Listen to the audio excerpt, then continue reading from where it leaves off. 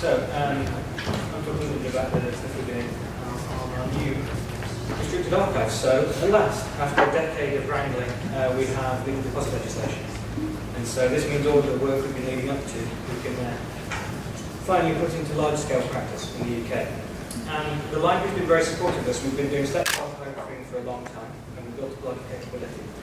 And even in the age of legal deposit, they're still encouraging us to get permissions to open up more of the archive that's collected under legal deposit in the future. So the open archive doesn't end. But we have to face the fact there's going to be an awful lot of this in the future. Most of our collection will be unavailable for legal reasons. And it's going to take a lot of investment for the library to store all of this data. It's going to be at least 30 terabytes a year of data. And I want to be able to articulate the value of that data. We all say, oh, in 10, 15 years, it's going to be so interesting to look back in this data set. And I want us to be able to articulately and clearly demonstrate that value now, so that we don't have to keep making that argument for the next 15 years, in case it all gets taken away from us. Remember, this legislation has a sunset clause in 5 years, so I want to be able to find a way of showing what we can do with a mature web archive and with researchers. So, to prepare for this, a few years ago, Helen worked with GIST Internet Archive to get a copy of a nice big old data set. So GIST funded and we're on their behalf worked with Internet Archive to extract all of the .uk sites and the resources they depend on. It runs from 96 to 2010. It's got millions of websites in it, 2.5 billion URLs, and it's over 35 terabytes, so it's big, it's complicated, it's interesting, and it's relatively old. It kind of exists in a grey area legally, so we don't believe we can give direct access to this GIST collection, and we don't believe we can allow bulk downloads. However, anything you can confidently argue is merely factual metadata about this data set, we believe can be made openly available.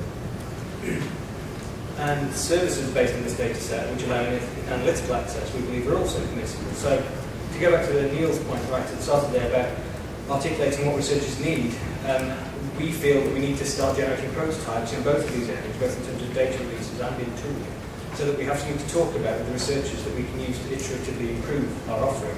In my day, this was called evolutionary prototyping. These days, it's called agile, and I'm sure we'll call it something different soon. But I'll start with the open data sets. So here we're just looking for any facts we can pull out of the data and give them a kind of temporal dimension to see if they might be interesting. So one of the first ones we did, simply because it's easy, is we went through and we extracted all of the postcodes. Now this was a kind of prototype interface that we built up. I'll find the laser pointer. Yeah. So this interface, this isn't a production tool, it's a prototype that my predecessor Lewis created, showing what it might be like if we could link a geographically distributed data set with a time axis to the archive, and so you can discover relevant parts of the selected archive based on your local postcode. And we made that raw data available for anyone to look at if they wish. Similarly, more recently, I've got a background in research interest in digital preservation, so I went through that same corpus and ran format identification tools over the whole thing. So we can try and learn how formats change and flux over time, because that's my preservation concerns in the future. It's about understanding how the data we use to communicate shifts and changes, so we know what we need to support. So this shows how the HTML version has changed. So back in 1996, it was dominated by HTML2, and then as the years have gone by, 3, 4, to dominate. And the full data set is much richer than this, includes a lot more data sets formats. And I'm hoping that this can be used to, this type of data set can be used to understand how formats evolve over time and what it takes to make them popular, and for them to be sustainable. Hey Andy, can you speak into the microphone or use the handheld mic? It's a little hard to hear back here. Okay. Yes. I'll use it. Sorry about that. Hang on. Okay. Do you want me to go back and repeat? I'll carry on. So we did the format analysis, and this was, as I said, attempting to show how the versions usages change over time, so that we can understand what we need to support in the future. However, web is mostly, of course, about the links. So we were looking at ways we can whet people's appetite about what you might be able to do if you extract the links and start to mine them and play with them. So this was a simple top-level analysis. What I've done here is we went through all of those 2.5 billion URLs, pulled out the many billions of links, and plotted them. So this is for a particular year. This is all of the .co.uk home pages or pages. And these indicate how they link to each other. So this is the co.uk to co.uk links. And in this year, they're very dominant. And then you can see the ac.uk here, all.uk, and gov.uk. And this gives you a way to studying how the top level, well, the second level domains here, have interacted with each other over time. And in particular, if you go to that URL, which I'll make that available later, and you can look at the different years, you can see that ac.uk dominated the early web, because that's where it came from, but as the years go by, co.uk starts to dominate the overall pattern. Based on the kind of popularity of that particular analysis, we've also made a further data set available, which we haven't mined ourselves particularly, but which looks like this. So this is a much more detailed analysis, well, extraction, which just states how many links there are between hosts over time. So in 1996, there was one link between appserver.ac.uk and portico.bl.uk, and so on. So this lets researchers who are interested in studying the broad link graph, so not individual pages, but just hosts, study how linkage between those hosts has changed over time.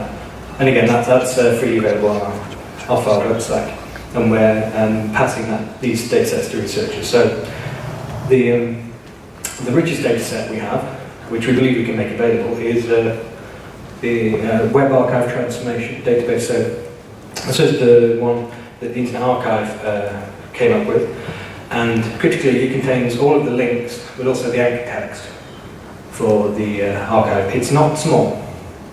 It's still 6 terabytes compared to 35 of raw data. It's compressed JSON in a WAP packaging. So we're looking at hosting options, and unlike all of our collections, it's made under a CC0 license, so that isn't a problem with distribution.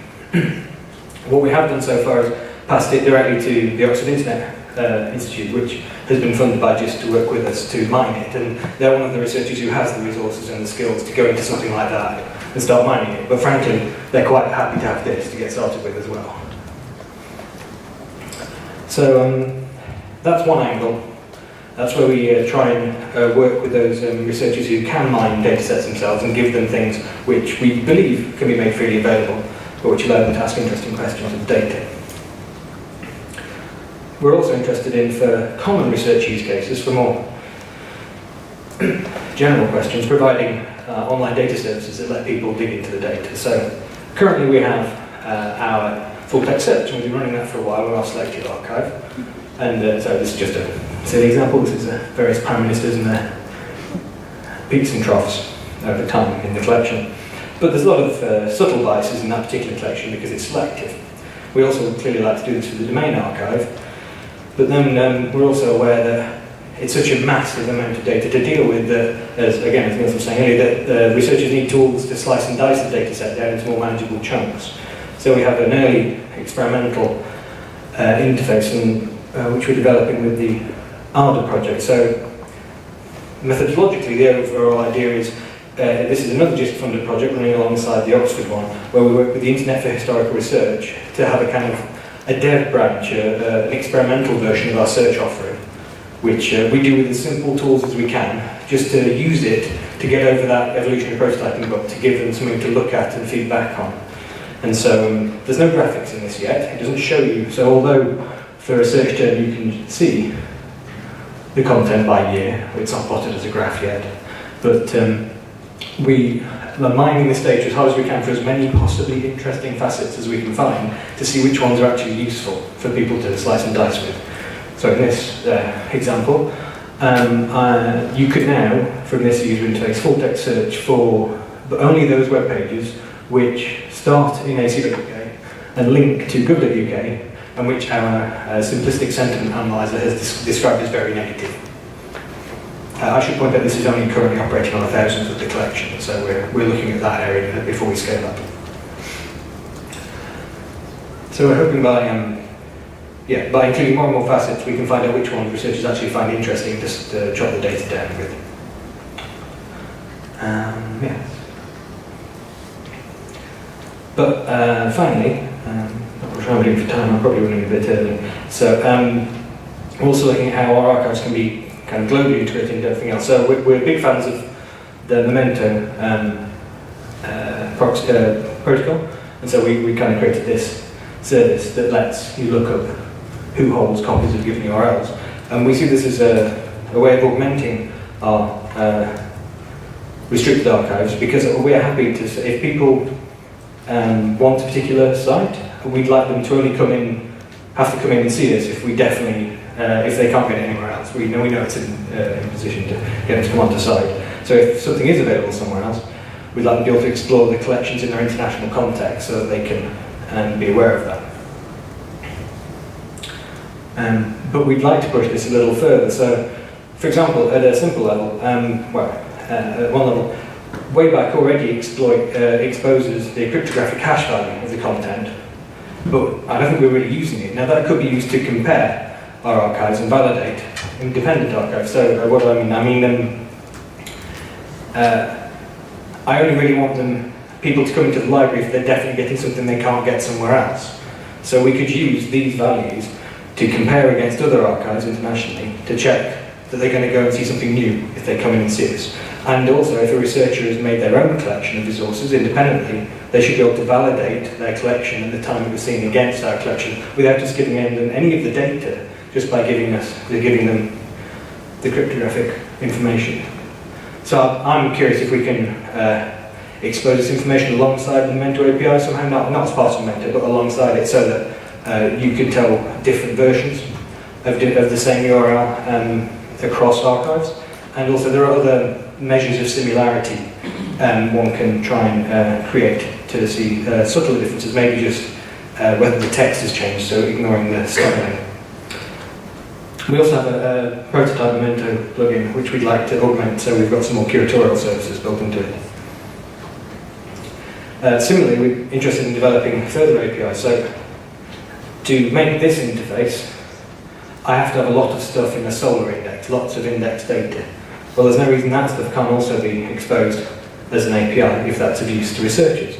So earlier in the week we saw an ArcLink presentation about exposing the links in web pages. Well, given I'm making the Solr index anyway, exposing outlinks or inlinks is almost trivial. I just need a good spec to give them out to.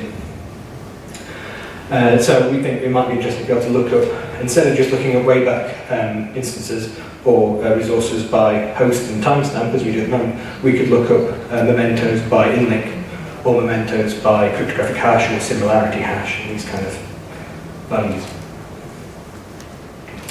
So there's a talk recently in the library there about an inside-out library, and I kind of like the idea. It's kind of the idea of running an inside-out archive. So yes, you have to come in to see the content, but maybe if we make enough open factual data openly available and give you analytical access and richer APIs to exploit it, and make our archives a kind of integrated and contextualized experience, we can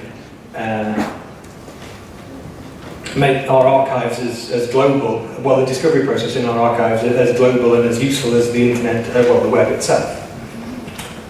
And yeah, that's everything.